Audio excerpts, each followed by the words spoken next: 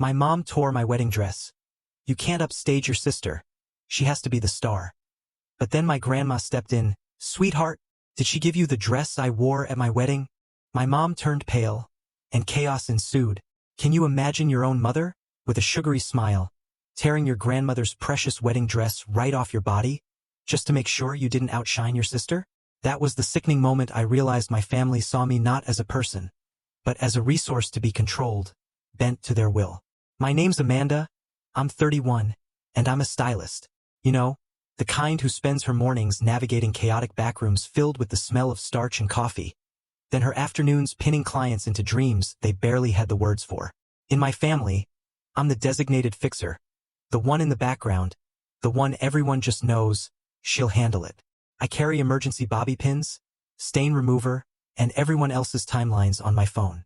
My fiancé, Daniel, teaches physics and, bless his heart, can never find his keys. I cut his hair on Sundays. I water my neighbor's plants when she travels. I send reminder photos to clients because preventing anxiety is way cheaper than redoing a whole look. My older sister, Mia, she's the golden one. She just walks into a room and people instinctively rearrange themselves around her. Mom literally calls her my son. My brother, Ben, has 2 little boys and a laugh that can clear a parking lot. Our family orbit is crowded. I'm the quiet satellite, the one keeping everything on schedule. That afternoon, I was home for a quick wedding dress fitting. 6 weeks to go until my big day. I'd made the dress myself and nothing flashy. A simple A-line, classic neckline, barely their train. But the silk, that wasn't just any silk. It was my grandmother's wedding dress, stored in cedar for decades, meticulously unpicked and pressed flat. I was remaking it, transforming it into something that finally felt like me. Mom circled me, measuring tape in hand, a frown etched on her face. Mia's hair trial is at 4 o'clock. We can't keep her waiting. Mom, I said, trying to keep my voice light. It's my fitting. She looked genuinely offended. Don't be dramatic. Mia, meanwhile, was scrolling on the couch, ballet pink toes wiggling. She chimed in, you know, I love simple, but the structure is intense. Like, couture. People will stare. It's a wedding, I replied a little too dryly. People stare at the bride. Mom pinched a dart on my dress. A little too hard. We're a family. We share the spotlight. She glanced at Mia. And your sister is emceeing. The photographer needs to know where to point. I took a deep breath. I already gave the photographer a timeline, right? But your silhouette, she murmured, tugging the silk again. If you loved your sister, you'd consider chiffon. Mom, this is my dress. That is a phase. Mia's brand is timeless. She yanked. Right up. The fabric split. I flinched. Mia gasped. For one suspended second, my body remembered everything. Every tiny indignity. The birthdays swallowed by other people's parties. The be a sport. The way anything of mine became community property. It wasn't just a seam. Mom, I said, my voice dangerously careful. You ripped it. She straightened, completely unbothered. I saved you from a mistake. Then, turning to Mia, now, sweetheart, show me that lip color. Peony, Mia chirped, holding up a tube. I swallowed past the lump in my throat. I needed those 2 hours. She'll fix it. She always does. Then, a voice from the hallway. My grandmother, slipping off her gloves. Am I interrupting? Mom's smile froze. Mother, we're busy. Grandma's eyes, sharp and knowing, went to the torn silk, then to me. They softened. Sweetheart, she said, her voice like warm honey. Did she give you the dress I got married in? My mom went pale. Mia looked up, confused. What dress? Grandma's gaze never left my mother. The one I stored in cedar, and asked to be kept for a granddaughter who would love it. Silence. Thick, heavy silence, puddled at our feet. The timeline on my phone glowed 3:58. Mia's hair trial. My seam. My breath. Something had shifted. Let me back up. I grew up in a house where attention was currency, and I just kept the books no one ever read. When Mia won a middle school dance trophy, our living room became a shrine. When I got into cosmetology school on scholarship, Mom just said, practical. You'll always have a trade. When Ben's first baby was born, we built a nursery in our old den. When I moved out, Mom kept my room as overflow storage. Receipts. I could fill a kit with them. Age 9. Mia's piano recital fell on my birthday. We'll do your cake after, Mom said. After was a day later. The frosting slid, and my name was spelled with one M. Close enough, she chirped. Age 16. I saved up for a sewing machine. It went missing at Thanksgiving because Mia needed it for a last-minute costume. She's only borrowing, Mom said, handing me a plastic bag of mismatched thread like an apology. Age 24. Ben lost his job. I moved back in for 6 months to help with the boys. That became 2 years. I cooked. I cleaned. I paid the water bill. We're a team, Mom said. Then she put a gold star sticker next to Mia's name on the chore chart she'd laminated for nostalgia. Then the big one. The house. 5 years ago, Dad's old place, our family home, was going to be sold. He'd left years prior, but the mortgage remained. $330,000. We can't lose the house, Mom sobbed. Your grandparents built those stairs with their own hands. Ben had 2 kids. Mia needed space to create. I was freelancing, hustling. Every month a puzzle. Okay, I said. I'll help cover the mortgage while you refinance. 6 months. Turned into 5 years. Autopay. $1,847 on the 15th. An extra $200 when the roof leaked. I kept spreadsheets. I kept quiet. Why, people ask. Because families say we and mean you if you're the one who can take a hit. Because I told myself I was keeping history safe. Because I believed, honestly, that when I said, I'm doing this so we all have a home, someone would someday say thank you. I have receipts.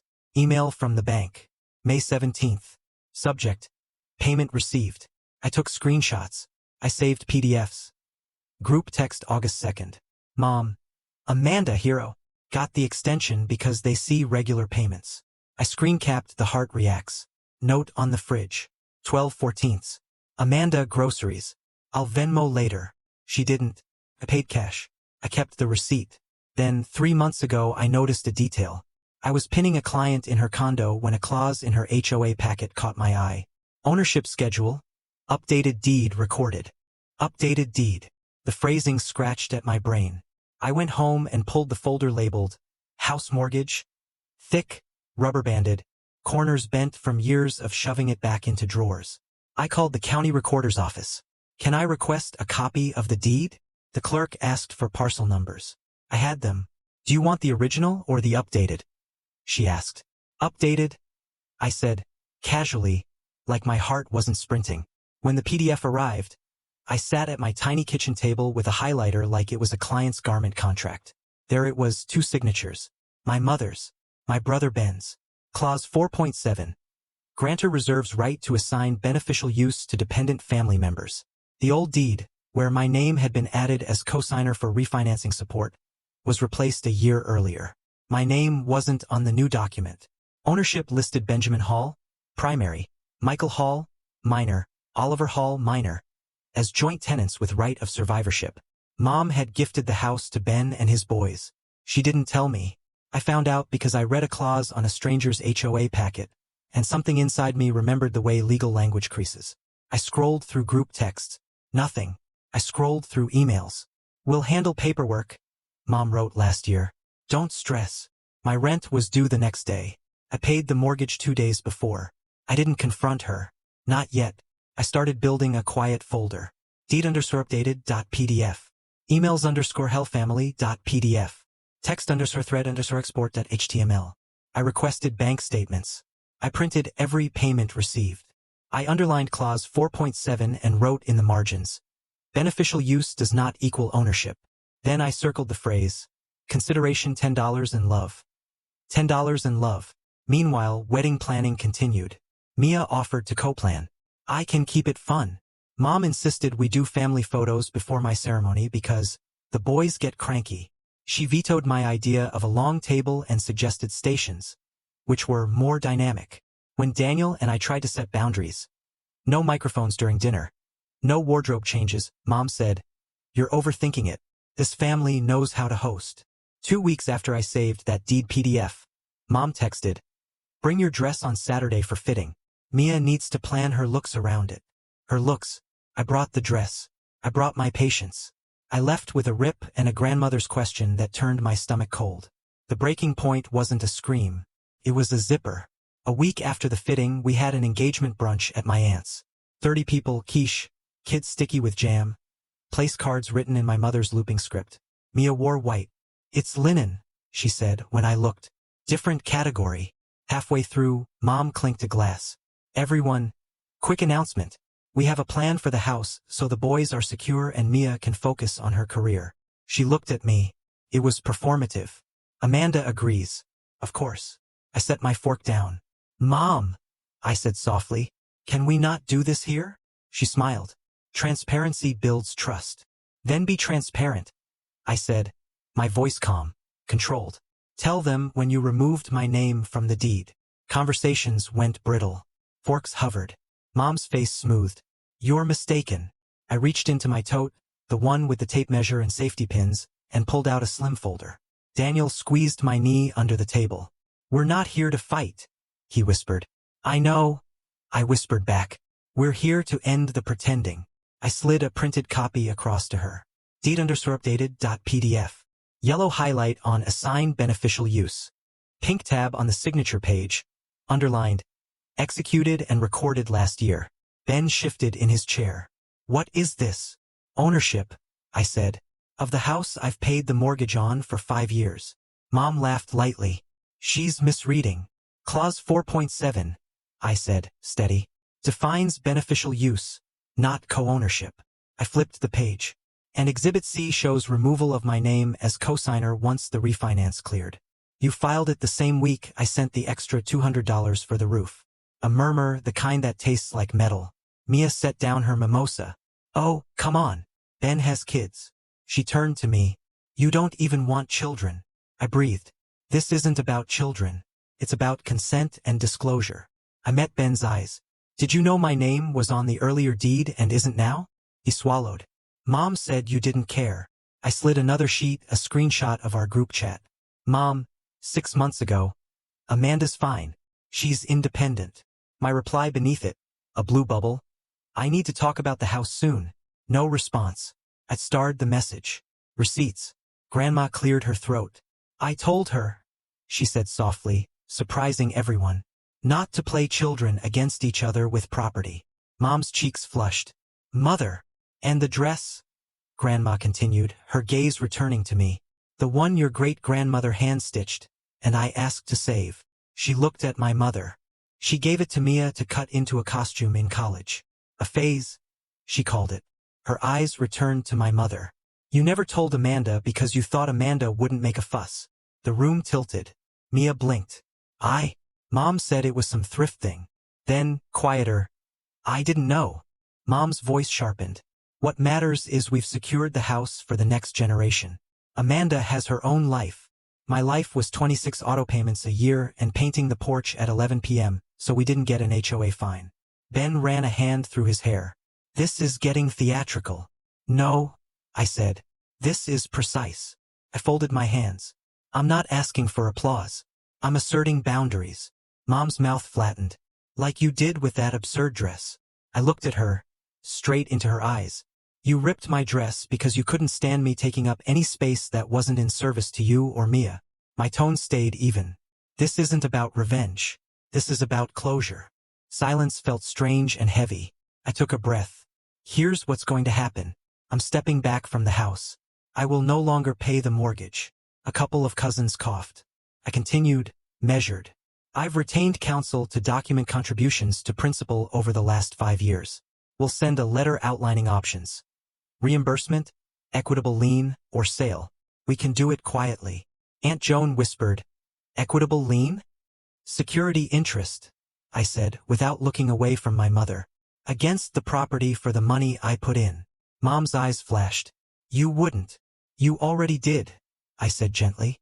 "You made your choices. I'm making mine." My phone buzzed on the table. A message from Mia popped up. Then another. Then a third. Each a different version of, "Are you really doing this?" Across the table, Ben held his fork like a shield.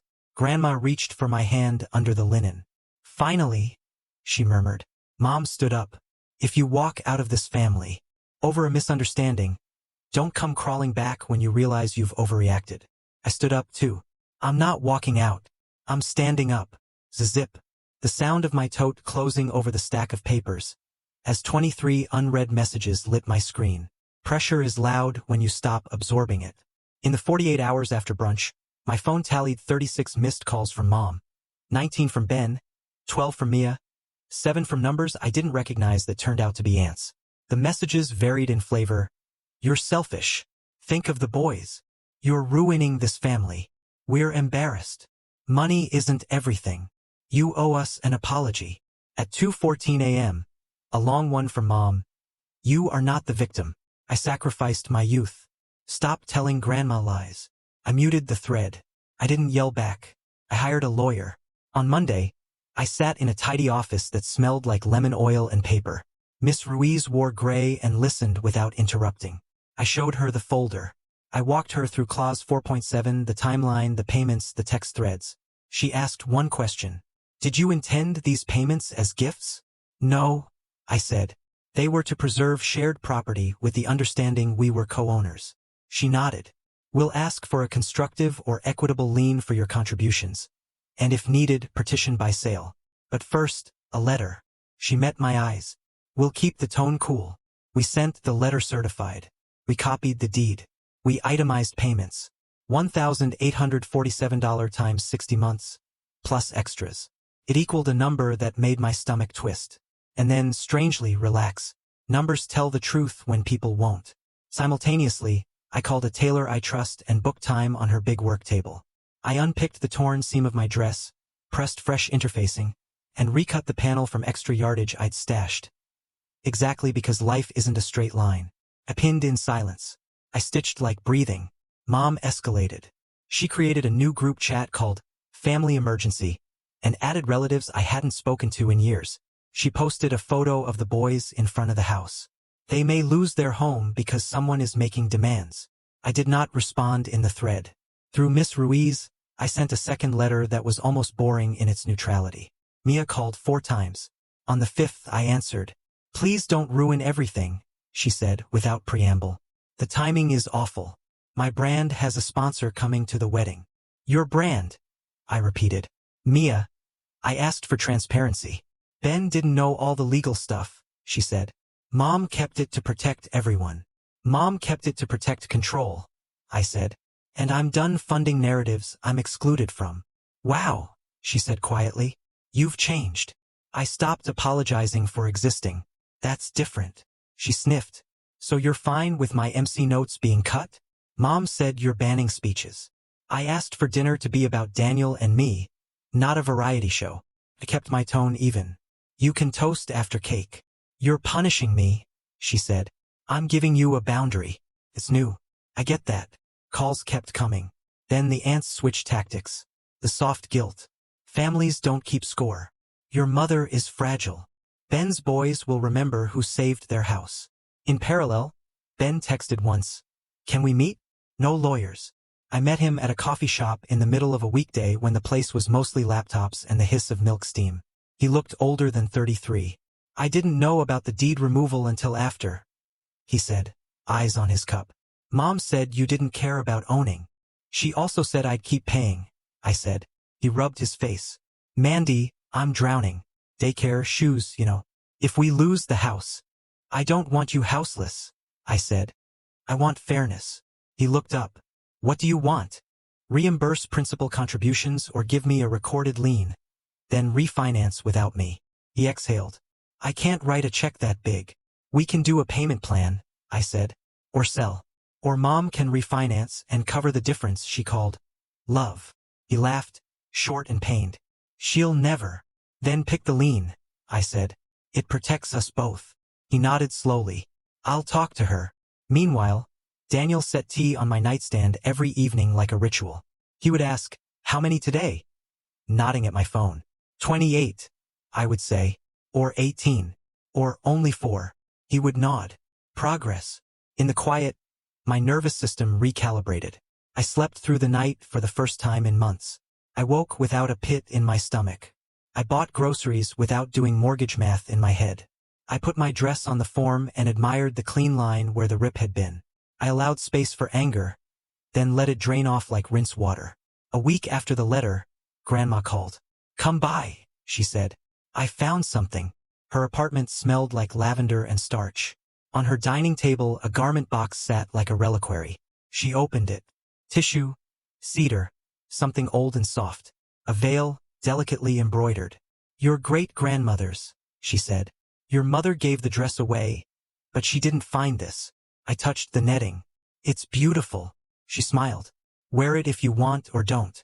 But know that not everything can be stolen by people who mistake control for love. I drove home with the veil in my lap and a feeling like air finally reaching the back corners of a room.